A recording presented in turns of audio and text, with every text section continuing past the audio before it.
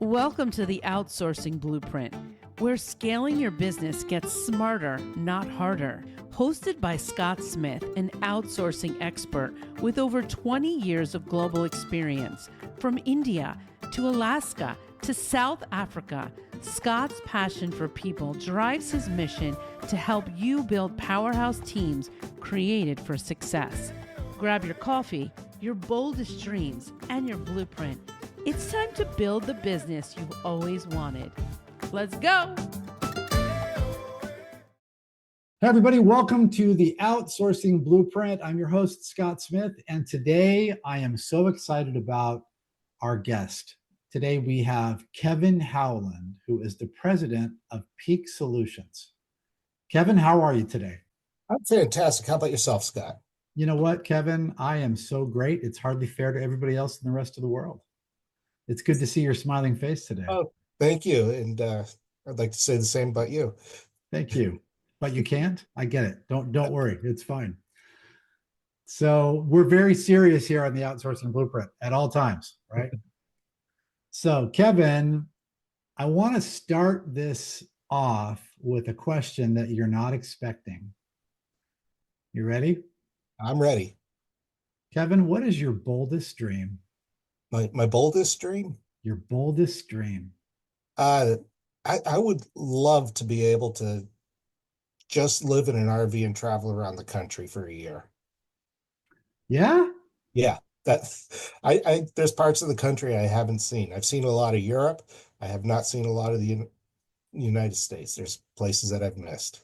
That sounds amazing. Yes. That sounds amazing. Any particular place you'd really love to see? Grand Tetons, Wyoming. Just I've seen Texas and Oklahoma and along up and down the eastern corridor. I just haven't been northern Midwest and the western part of the states. Wow. You know what? That sounds like an amazing journey. So I'll tell you, that was something that my father dreamed of. He always wanted to get an RV and just tour. And he and his brother, my uncle, did it for a little while. They were able to travel in my uncle's RV and just go around and see things and just had a great time. I think that sounds like it would be an amazing experience. Thank you for sharing. Yeah. And of course, I'd have a motorcycle with me. So when we parked, we could just tour on the bike. I didn't even know you rode. Yes. I've been riding for about 40 years. Oh, dang. Yeah. Well, that's a whole other discussion. Yes, it is. Oh my gosh. Well, that sounds fantastic. All right, let's shift gears and talk a little bit about you and your business. Let's talk about the origins of Peak Solutions. It's all about helping businesses optimize their processes and systems, right? That's correct. Okay, so can you talk a little bit about the story behind how it started and the vision that drives your work? Yeah, well, for the last 26 years, I've been a mechanical product development, manufacturing, and quality engineer, also a project engineer. And I go back to my first job right after school. I got my associate's degree. My first job was estimating cost of manufacturing products.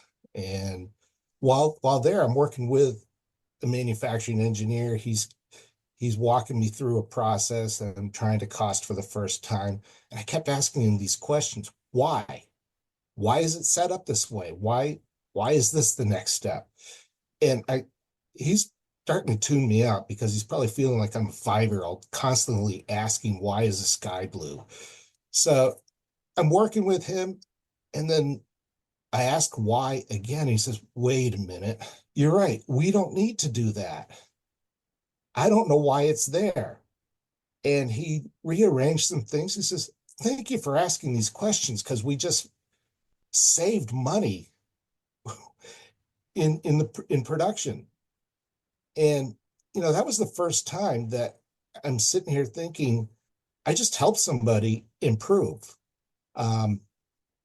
Also, in my last corporate position, I hired an inspector to check assemblers. I implemented a checklist, and by doing that, I reduced built wrong assemblies virtually by 100%. And to me, that just proves that process improvement not only leads to higher output, but also improvement in the level of the quality provided. So that's really why I like to do this. And as far as my vision, I want to help businesses achieve sustainable growth by showing them how to streamline their processes and enhance quality. I also want to teach them how to involve their team in the process improvement process. And most of the time, the person performing the task, they know how to do it better, or they can identify the roadblocks. And last year I had a chance to help a former student of mine, was also a teacher. We'll get into that later. But he asked me for help, so I started PEAK, which is stands for Process Efficiency and Quality. He hired me as a consultant. I recommended some changes to his processes and advised him on data collection. And in the 3 months I worked with him, we increased his production by 44%. We also reduced opportunities for errors. Wow. I mean, those are significant results. Absolutely. And it's just, I think it's because I'm not in the forest. I'm not there. I'm not attached to that process. I don't make assumptions. I have to ask those questions.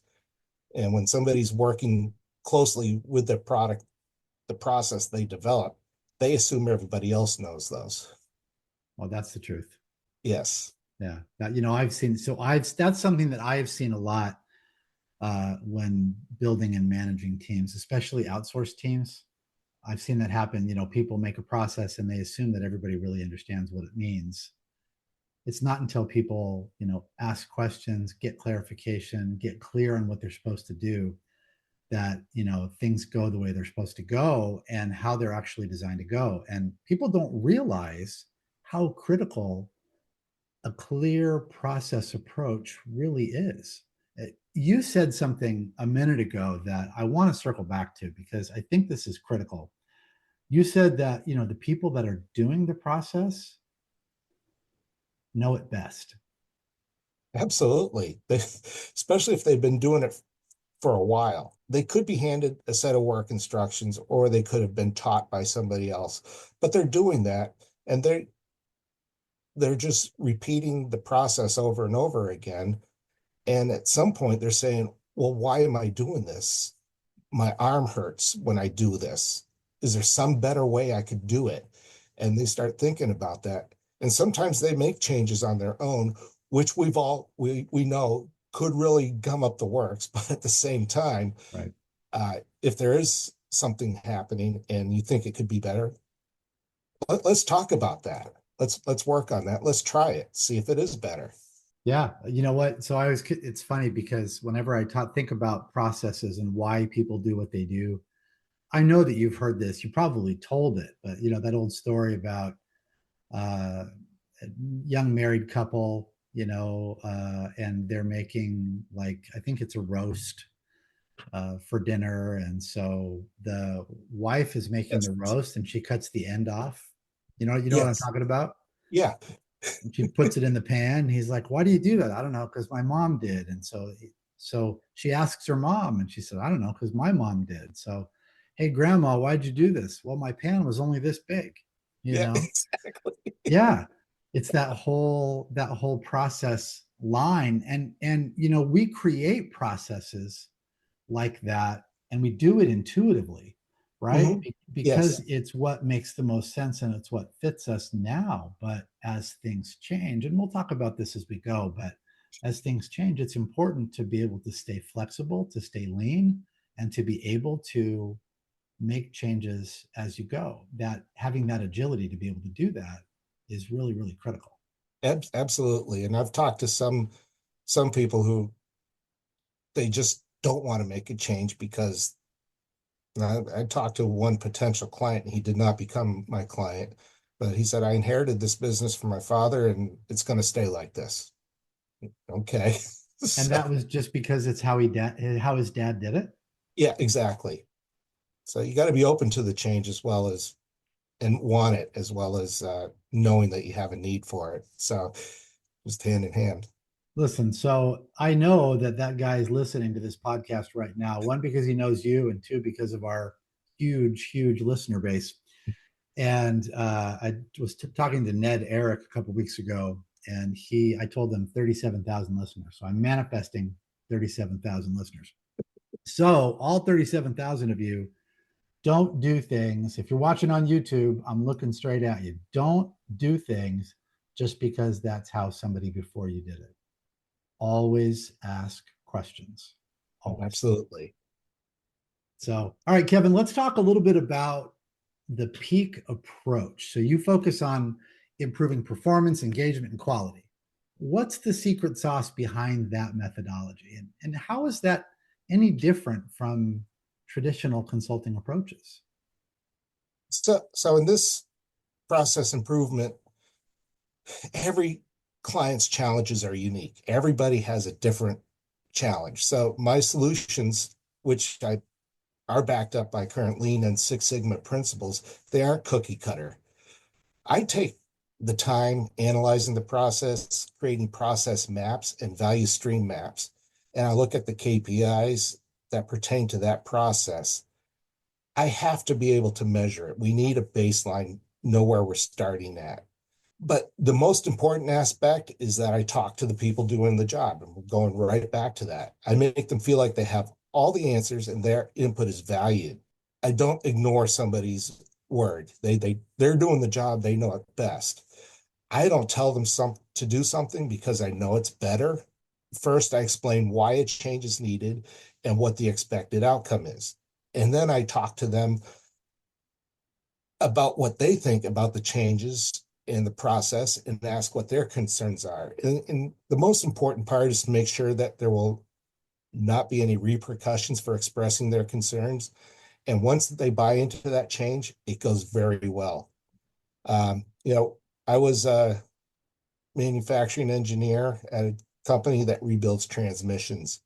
Okay. And I was going through a process with a guy who was assembling these transmissions, and he'd flip the case over and put a part on and flip it back over and put another part on.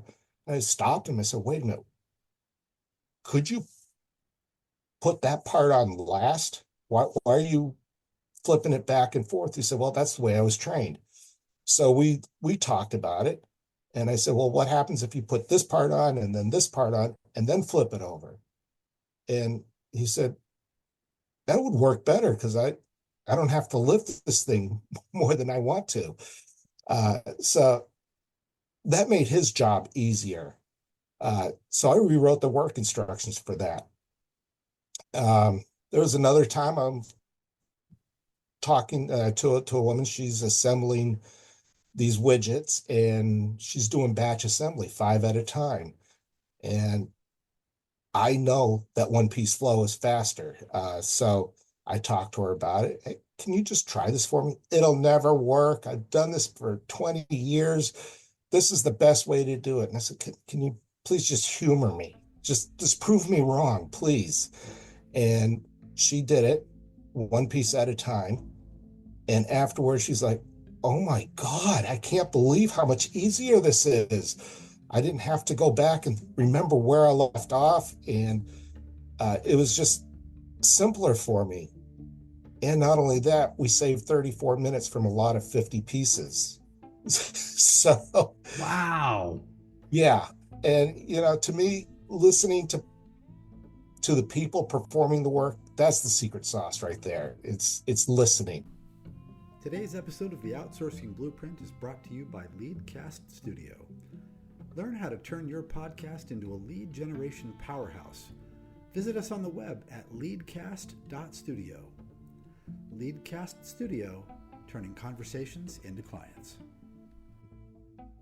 Oh, you know what? Listening is the most important part of almost anything, right? So let's pause and give, all of our 37,000 listeners a little bit of marriage advice. Listen. Okay. And that same advice that's going to work for you in your marriage, it's going to work for you in your business. It's going to work for you with your clients. It's going to work for you in a podcast interview. It's going to work for you when you're talking to your children. It's going to work for you when you're at the grocery store, when you're trying to get on it. Just listen. Just listen. Absolutely. Yeah. Absolutely. I love that, Kevin. Well, there's a reason I've been married for 41 years. Right? Absolutely. I thought it was your stellar good looks and your flowing locks. Oh, absolutely. Absolutely. So I want to jump ahead a little bit. I want to talk a little bit about outsourcing and system optimization. Um, you know, our world today is increasingly reliant on outsourcing, right? And you know that I'm an outsourced consultant. So my focus as a business person is on helping companies build outsourced teams. Now, I've talked about this before. That doesn't mean I have to help them build a team in India or in the Philippines or in Africa somewhere or somewhere else in the Americas. It could be anywhere. Any work that's being done not by you that you're having somebody else do is outsourced work, right? Mhm. And this is the outsourcing blueprint. So we need to talk a little bit about outsourcing. One, because it's important to me, but two, because it's critical in almost every business. I don't know of businesses that do 100% of all of their work just themselves, and from my experience, I've seen a lot of people that have, had to send work elsewhere for either because it was going to be smoother, simpler, faster, or it was going to help them scale their business, whatever it is. So in a world like that, how do you see businesses balancing external resources and internal system efficiency? Well, in the world of lean, there are 7 categories of waste: transportation, inventory, motion, waiting, overproduction, and overprocessing. If anybody wants to learn more about that, feel free to contact me. But in recent years, lean experts are adding an 8th waste category. I mean, 7 has been there forever, but now there's an 8th category, and it's called underutilized talent. Some examples are not involving employees in the decision making, assigning tasks below an employee's skill level, ignoring ideas from team members, which could result in missed opportunities for innovation. And that just creates a lower employee engagement and diminished morale. Right. Well, outsourcing your non-core activities allows internal teams to concentrate on their strengths and higher values. For instance, a small business might be outsourcing IT solutions or accounting or something like that. Right. So they can focus on building their widgets or performing their service. Uh, or they may have a need to hire inspectors for a short term. Before they talk to me, they may have a lot of rework and they need somebody to come in and do that rework. So there's an opportunity to outsource that. I've also known people who outsource creating their assembly drawings on a part-time basis, because you really don't want to pay an engineer $120,000 if you're only doing 5 drawings a year. So, why spend your resources on candidate searches and hiring when they call you, Scott, to help them find an outsourcing partner? Well, you know that I agree with that, right? Yes. Because we can help that be done for somebody at, a fraction of the cost, but, without really a loss in quality. And sometimes it's even better quality, which I love, right? It just Yes. depends. It depends. It has to be set up properly. The team has to be set up properly, or the individual, the right person you bring in, the person that you source to fill that role has to be the right fit, right? Mhm. And they have to have the skill set. They have to have what they need. So it's interesting. Nobody wants to be underutilized, right? So that's Right. an interesting new waste category, and there is a tremendous, I guess, an attempt to try to figure out how to balance utilization, right? Right.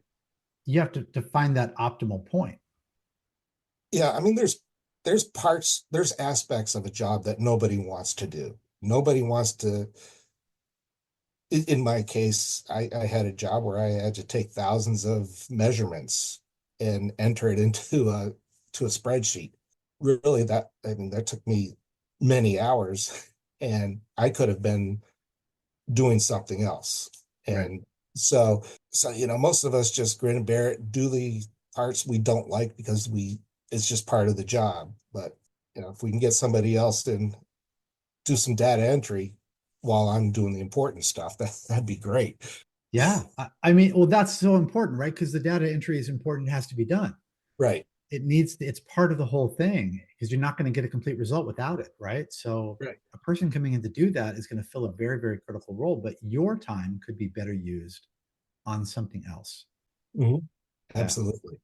And I'll just last thing I'll say about, outsourcing. A lot of people don't know this. And if you've gotten this deep into our discussion today, then you're here for this, right? So companies can outsource work and they can do it for a variety of reasons. But not the least important one is that they want to grow. They want to build and grow their business, and they don't want to just do it there. They want to do it here. And so by reallocating tasks to a different team, they can then afford to, instead of having those paying for those tasks being done here, they can pay less of a premium to have them done elsewhere, and then they can build here for other things that they can focus on that can become part of their core offering. And people don't realize that, and I have seen that happen time and time again. A company will outsource something initially because they're trying to save cost, realize that, hey, they're saving a lot of money and it's maximizing their potential, and it allows them the resources to grow, and they often grow here. So it creates more jobs and more opportunities all over the world. And it's one of my favorite things about what I do. I want to talk a little bit about change. I think this is an important part of the discussion. So you have mentioned having people that are involved in processes and doing the work have input and being able to listen to them, right? Right. So sometimes you have to have cultural shifts. Sometimes you have to have leadership shifts. How do you help leaders adapt and manage change effectively within their teams? Well, as I stated earlier, I'm all about the question of why. I repeatedly ask the team why are they are doing something, and I know they want to know why a change is coming. We're changing, but why? It's just instinct, or it's just natural to ask why. Uh, I was an adjunct teacher at college level for 5 years. I taught mechanical engineering classes, quality control classes, and various math classes. In every class, the students want to know the whys. Why are we using X and Y? And instead of using X and Y, I use everyday situations to learn how to solve the problems. That being said, I can create slideshows and a training program to help leadership explain to the team the reason behind the upcoming changes. I also like to include how the team contributed to the changes, and as with everything, I like to use documentation such as a change management checklist that everybody can see this so there's no surprises. And in a large team, we know not everyone will be on board with the upcoming changes. So let's identify those people ahead of time prior to implementing any changes, work with them, get them on board. If we can get them on board, then the rest is easier. And, with any planned project, I like to work with the client to develop a risk analysis and mitigation plan as well. Yeah, that makes sense. It's important, I think, to have those things in place, right? Mm-hmm.